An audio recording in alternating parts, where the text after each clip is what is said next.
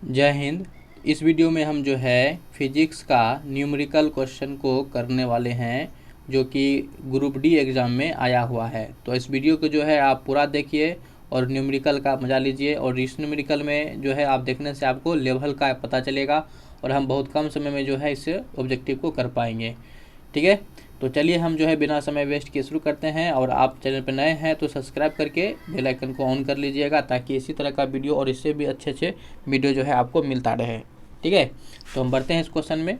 Question में थोड़ा बहुत क्या है, टिक लगा हुआ है पहले से, तो आप समझ सकते हैं टिक लगने का मतलब ये नहीं कि हम अभी टिक लगाए हैं, बल्कि टिक लगने का मतलब ये है कि इस बुक को जो है ख़त्म किया जा चुका है, पढ़ के किसी न किसी पढ़ लिया है। जिसका किताब है वो ले ना, मतलब ख़त्म हो गया है। ये टिक मारा हुआ है, टिक मारा हुए को तो हम मिटा नहीं सकते हैं, लेकिन हम यहाँ पे आपको समझा सकते हैं, तो वो हम काम करेंगे। तो आप इस टिक मारे हुए पे ध्यान नहीं देंगे, हम जो बताएंगे उस पर आप ध्यान देंगे। यदि 10 ओम, 8 ओम और 7 ओम के 3 प्रतिरोध श्रेणी क्रम में जुड़े हुए हैं, तो पथ में प्रभावी प्रतिरोध कितना होगा। देखिए किस क्रम में जुड़ा हुआ है, श्रेणी क्रम में। तो श्रेणी क्रम में जो प्रतिरोध होता है वो क्या होता है, सिंपल सी सारे प्रतिरोध को हम क्या करते हैं, जोड़ देते हैं। ठीक है, तो तुल्य प्रतिरोध जो हमारा सीरीज में होता है उसको सबको सीधा जोड़ दिया जाता है। तो श्रेणी क्रम में दिया हुआ है, तो पहली बात तो आपके दिमाग में आ गया कि सभी को सीधा जोड़ देना है। तो इसमें पेन चलाने की आवश्यकता नहीं है, सीधा सबको जोड़ दिया। 8 7 15 10 25 हो जाएगा हमारा आंसर, ऑप्शन बी। ठीक है, तो सिंपल सा हो जाएगा। और नेक्स्ट बढ़ते हैं कि 350 न्यूटन का एक बल 500 किलोग्राम के एक द्रव्यमान पर लगाया जाता है, तो इस स्थिति में वस्तु में उत्पन्न त्वरण क्या होगा। यानी यहाँ पे आपके पास F दिया हुआ है और ये आपके पास M दिया हुआ है, F पूछ लिया, तो आपको इससे पता चल गया होगा कौन सा फॉर्मूला लगेगा, F बराबर ma का सूत्र लगेगा। और हमको A निकालना है, तो A बराबर क्या हो जाएगा, F/m हो जाएगा। ठीक है, यानी कि यहाँ पे भाग का काम चलेगा। तो F कितना है, 350 है, और M कितना है, 500 है। ऐसे डिवाइड कर दीजिए, इस तरह से ख़त्म। और 5 7 35 और 1 दशमलव, तो 0.7 हो जाएगा मीटर पर मीटर। लेकिन यहाँ पे आपको एक टिप्स पे ध्यान दीजिए। टिप्स पे क्या टिप्स है, और यहाँ पे लॉजिक क्या है कि ये जो है आप यहाँ पे सभी ऑप्शन में देखेंगे 0.7 0.7 0.7 सभी में है। इसके पहले भी हमने आपको इस तरह का टिप्स बताए थे, फिर भी यहाँ पे आप यहाँ तक देख रहे हैं तो आपको बताते हैं फिर से।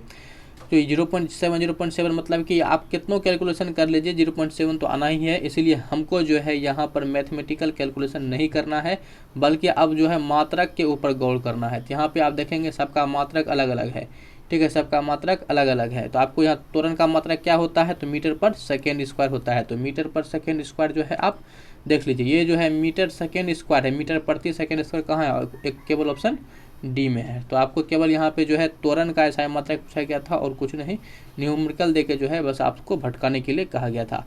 Potential energy is equal to, potential energy यानी कि जो स्थैतिक ऊर्जा होता है वो पूछा गया है। तो स्थैतिक ऊर्जा का जो सूत्र होता है वो क्या होता है, mgh होता है। क्या होता है, mgh होता है। और ये जो 1/2 mv स्क्वायर है, ये गतिज ऊर्जा का सूत्र है। किसका, गतिज ऊर्जा का सूत्र है। ठीक है, और अच्छा क्वेश्चन है ये कि 25 डिग्री सेल्सियस पर जो है हवा में ध्वनि की गति कितनी होती है। ठीक है ना, तो ये बताना है कि हवा में ध्वनि गति कितना, 25 डिग्री सेल्सियस पर। देखिए हमारा सामान्य जो ध्वनि की चाल होती है, ध्वनि की चाल वो कितना होता है, या तो हम कभी जो है 332 लेते हैं, ऐसे होता है तो 332 यदि चुनना पड़े तो 332 चुन लेते हैं, लेकिन कभी 330 में भी हम कैलकुलेशन कर लेते हैं। तो चलिए खैर यहाँ बात करते हैं। अब 25 डिग्री सेल्सियस पे बताना है, हमारा सामान्य ताप तो होता है वो 37 डिग्री, लेकिन हमें यहाँ पे जिस पे कि आपका ध्वनि की चाल इतना होता है। ठीक है, लेकिन 25 डिग्री पे बताना है, तो हमें क्या करना पड़ेगा कि आपको पता है हर एक डिग्री पर जो है 1 डिग्री यदि सेल्सियस ताप बढ़ने पर जो है बढ़ता है, तो उसमें जो है ध्वनि की चाल जो है 0.61 जो है बढ़ जाता है मीटर पर सेकेंड स्क्वायर। इतना जो है ये क्या होता है, बढ़ जाता है। अब यहाँ पे 25 डिग्री सेंटीग्रेड है। ठीक है, तो आप क्या कीजिए, इसमें इसको गुना कर दीजिएगा, 25 डिग्री पर कितना बढ़ेगा, तो 25 गुना आप क्या कर सकते हैं 0.61। तब जब इसको गुना करेंगे तो आप यहाँ देख सकते हैं इसको आप 60 मान सकते हैं, लगभग 60 मान लेते हैं, यानी कि लगभग 6 हो गया। तो 25 छक्का 150, तो ये आपका 150 यानी कि लगभग जो है 15 आ रहा है। तो 15 आ गया। और सामान्य हमारा कितना होता है, 332 होता है, और इसमें आप जोड़ लीजिए 47 हो गया, 347।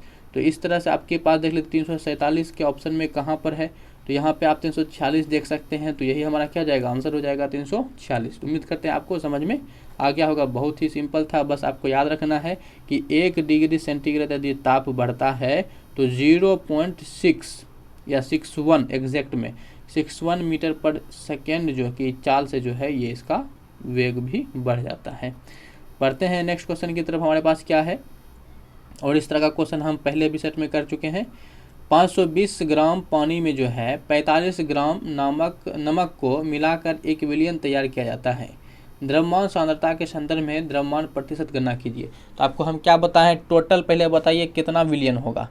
ठीक है, टोटल कितना होगा, विलियन टोटल कितना होगा। तो उस विलियन बनाने के लिए जो है 520 ग्राम तो हम क्या ले रहे हैं, पानी ले रहे हैं, साथ में उसी विलियन में हम क्या डाल रहे हैं, 45 ग्राम आप नमक डाल रहे हैं। तो टोटल हमारा कितना हो गया आपका 520 और 45 कितना हो गया, 565 हो गया। तो जितना टोटल होता है, टोटल को हम क्या करते हैं, नीचे लिखते हैं, और जिसके संदर्भ में निकालना है उसको क्या करते हैं, ऊपर लिख देते हैं।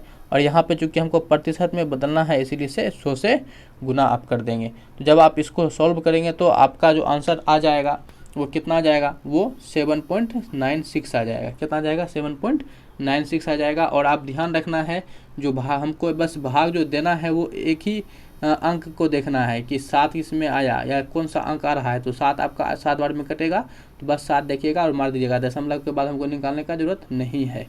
ठीक है, जैसे कि मैथ में बनाते हैं।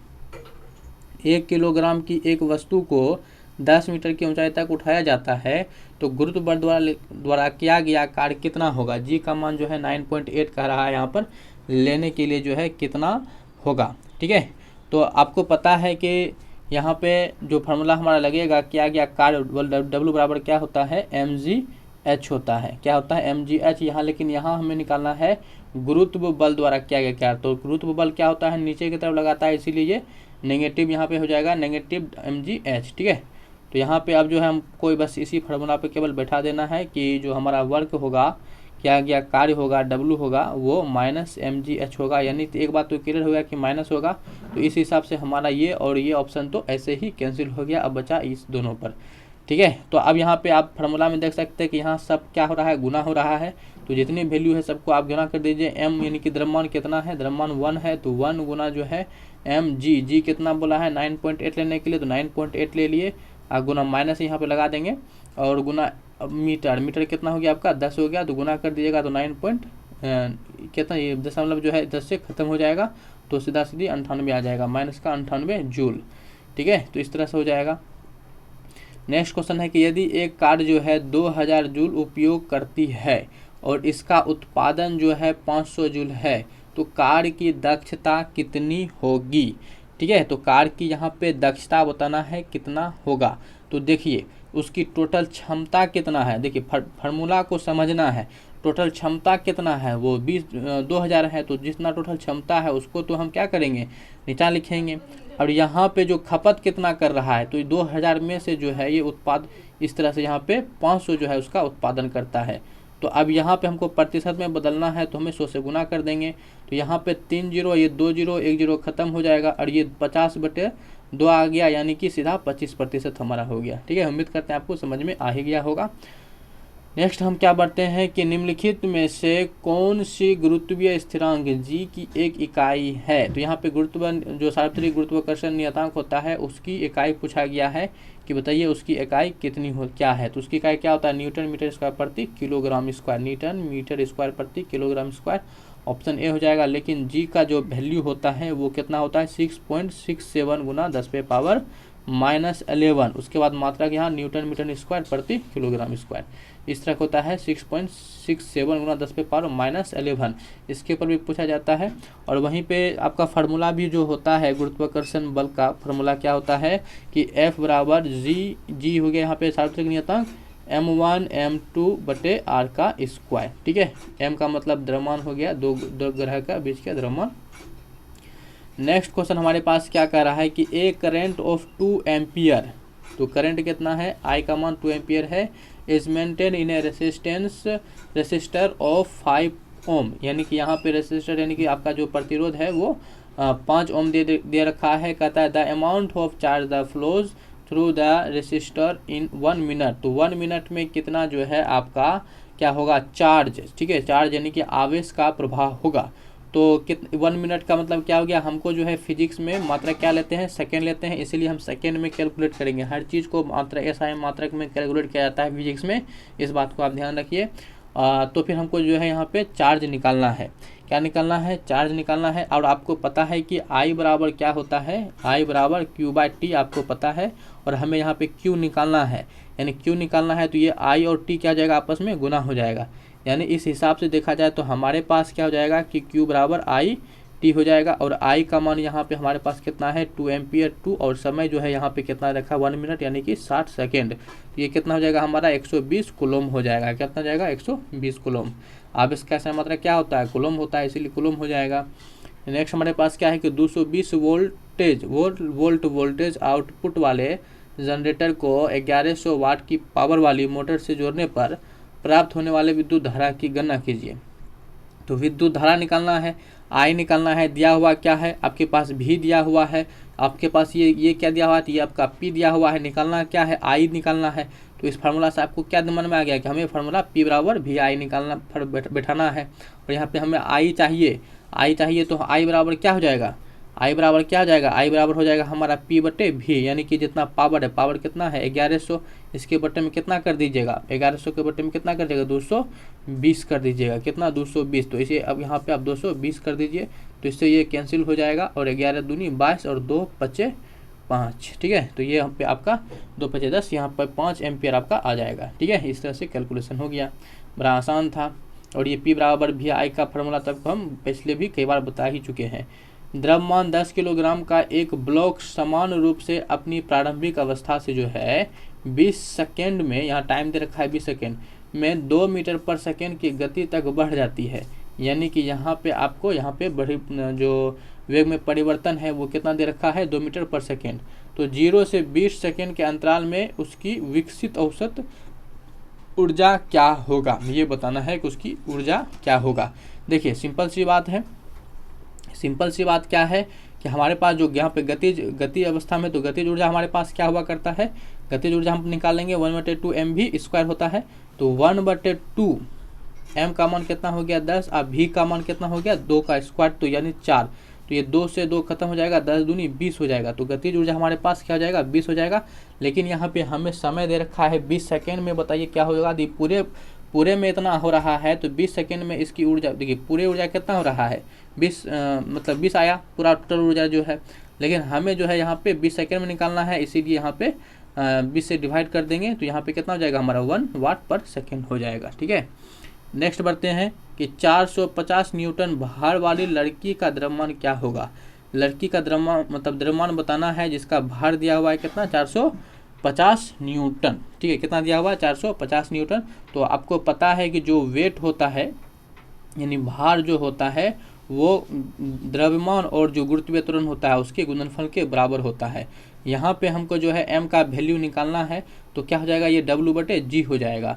तो W यहाँ पे कितना दिया हुआ है, यानी भार दिया हुआ है 450, और जो G का मान कितना होता है, 10 होता है। तो G का मान 10 दे देंगे, तो ये हमारा 0 0 खत्म, यानी कि सीधा 45 किलोग्राम उसका हो जाएगा। 45 किलोग्राम यहाँ कहाँ पे है, क्या यहाँ पे हमारा ऑप्शन ए है। और बाकी देख लीजिए कहीं 45 है, नहीं, ये 4.5 है, ये 450 है, ये इतना है, तो ये सब तो होगा नहीं। 45 किलोग्राम आ रहा है, जो कि लगभग यही है। तो इसमें इतना क्यों आ जाए, क्योंकि इसमें हो सकता है वो 9.8 से डिवाइड किया होगा, ठीक है, एग्जैक्ट वैल्यू से। तो हमें जो तो आंसर से मतलब है जैसे भी निकले, ठीक है, 10 से भाग दे के भी हम निकाल सकते हैं। 1 किलोवाट घंटा डैश के बराबर है। तो 1 किलोवाट घंटा, तो ये तो सिंपल याद रखने वाला बात है कि 3.6 × 10⁻⁶ जूल के बराबर है। और ये हम आपको पहले भी क्या कर चुके हैं, बता ही चुके हैं, है ना, बताए नहीं बताएं, बता चुके हैं। और आपको ये भी बता चुके हैं कि 1 किलोवाट घंटा जो होता है ये 1000 वाट घंटा के बराबर होता है, ठीक है। नेक्स्ट बढ़ते हैं, क्वेश्चन हमारे पास क्या है कि 10 न्यूटन का एक क्षैतिज बल 5 किलोग्राम की एक वस्तु को बल की दिशा में 2 मीटर की दूरी तक विस्थापित कर देता है, तो बल द्वारा किया गया कार्य कितना होगा। तो यहाँ पे क्या होगा, आपके पास क्या दिया हुआ है, भार दिया हुआ है 10 न्यूटन, ये भारण होगा, और ये क्या है 5 किलोग्राम आपका द्रव्यमान हो गया, ठीक है। और यहाँ पे आपको जो बताना है क्या गया कार्य W, तो W बराबर क्या हो जाएगा, जब विस्थापन की बात आ रहा है, ठीक है, तो क्या हो जाएगा आपका Fs हो जाएगा, क्या हो जाएगा Fs। तो F कितना है आपका 10 न्यूटन, और विस्थापन कितना हो रहा है आपका 2 मीटर।